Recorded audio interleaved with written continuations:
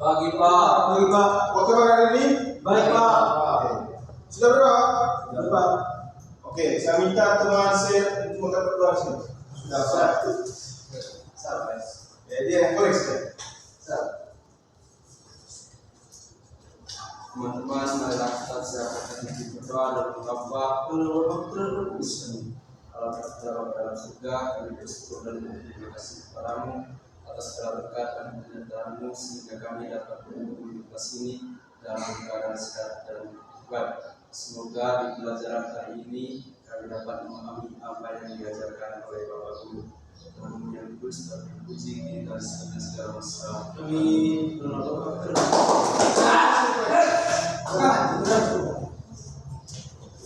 Baik. Sebelum pelajaran kita buat peraturan dulu ya. Ya Pak. Kalau saya mau ke WC, silakan ketok meja sudah itu. Oke. Kalau mau bertanya silakan tanda tangan ya. Ya Pak. Oke. Jadi hari ini kita akan mempelajari tentang unsur intrinsik cerita. Jadi apa itu intrinsik? Jadi hari ini kita akan mempelajari tentang unsur intrinsik cerita. Sebelum masuk ke pelajaran, kita membaca tujuan pembelajaran kita hari ini. Yang pertama itu menyebutkan unsur intrinsik cerita. Yang kedua, menjelaskan pengertian setiap unsur intrinsik.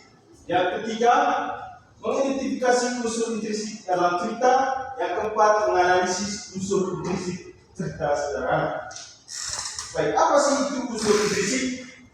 Jadi, unsur intrinsik adalah unsur yang membangun sebuah cerita dari dalam cerita itu sendiri. Coba saya bacakan. Unsur intrinsik adalah unsur yang membangun sebuah cerita dalam cerita itu sendiri. Betul sekali. Jadi unsur intrinsik adalah unsur yang membangun sebuah cerita di dalam cerita sendiri. Jadi di sini ada unsur intrinsik terdiri atas ada 6. Yang pertama itu tema, yang kedua itu tokoh dan penekan, yang ketiga alur, yang keempat latar, yang kelima amanat, dan yang keenam sudut pandang. Di sini kita akan menjelaskan satu-satu. Yang pertama itu tema. Jadi tema adalah gagasan pokok atau ide utama dalam cerita.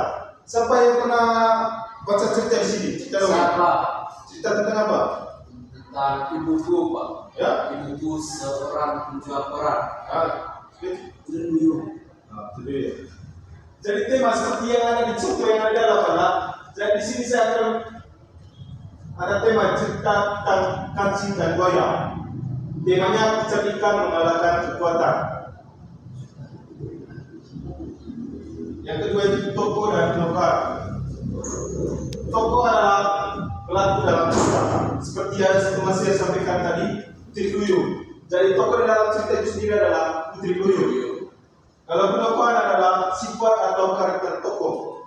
Seperti teman saya bilang tadi, Putri Duyung mungkin sifatnya Putri Duyung seperti apa sih? Sebab Putri Duyung ada dalam cerita tersebut. Baik ya. Oke. Jadi itu tokoh dan penekannya. Contohnya kancil, seperti buaya seraka, seperti yang ada dalam cerita kancil dan buaya.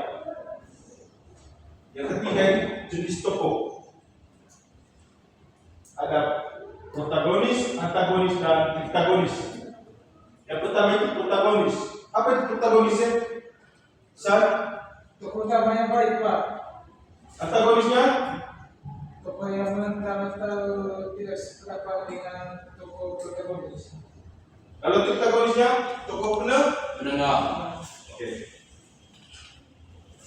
Yang berikut alur. Alur adalah urutan peristiwa dalam cerita. Jadi jenis alur yang pertama itu alur maju, alur mundur, dan alur campuran. Tahapannya awal konflik, puncak konflik, dan penyelesaiannya. Yang berikut latar. Latar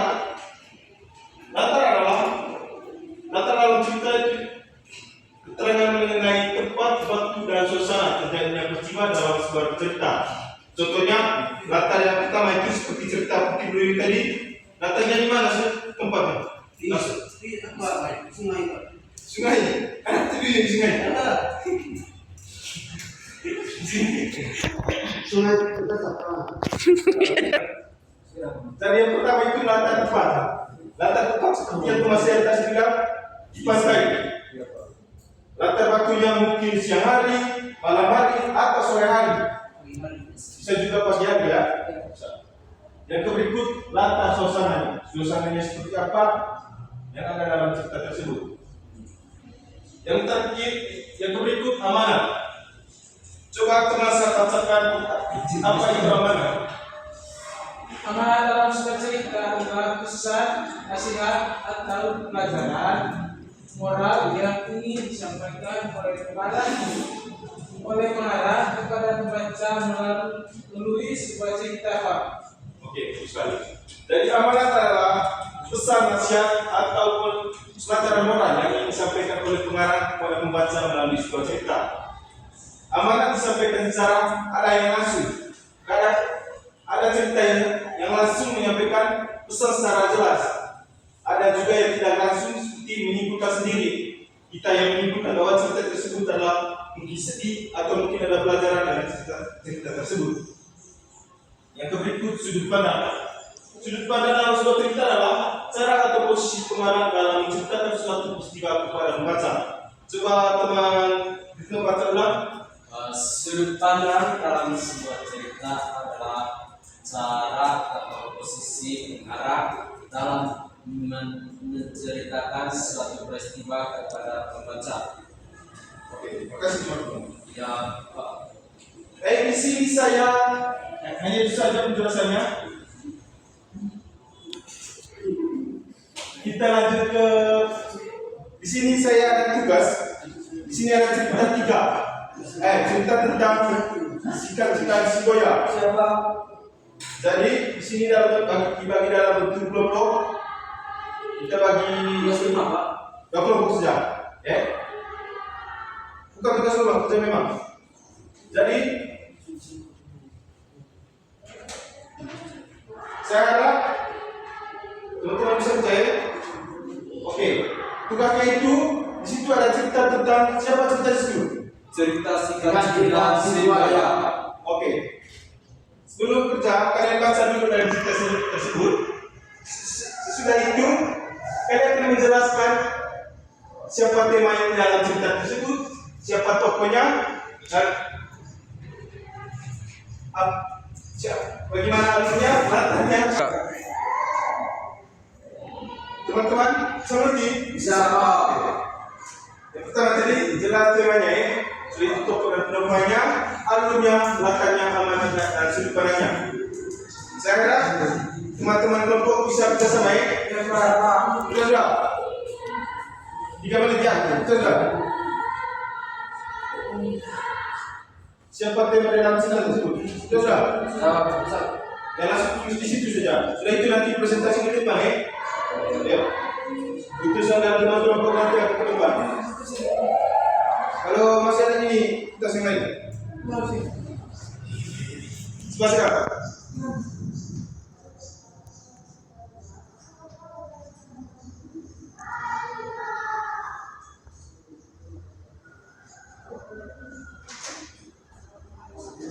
Kalau yang sudah angkat tangan ke depan.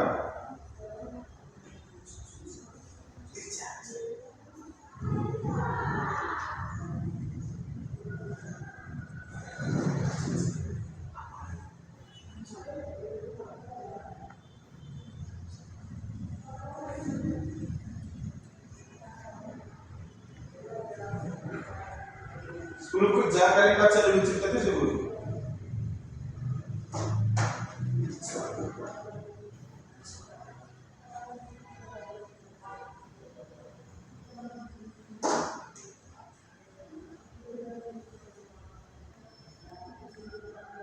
Sudah. Ada yang sudah? Saudara Pak.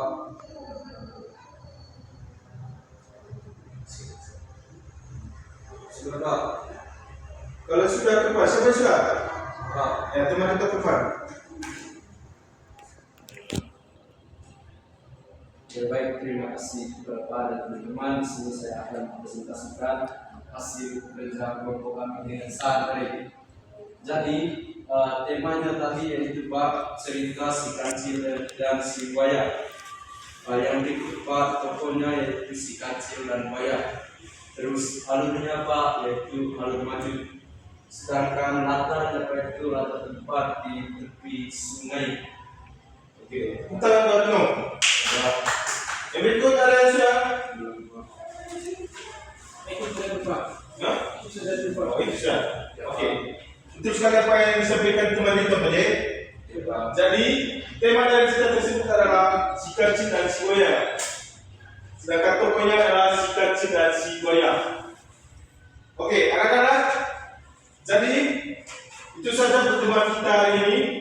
Jadi nanti ada tugas rumah ya.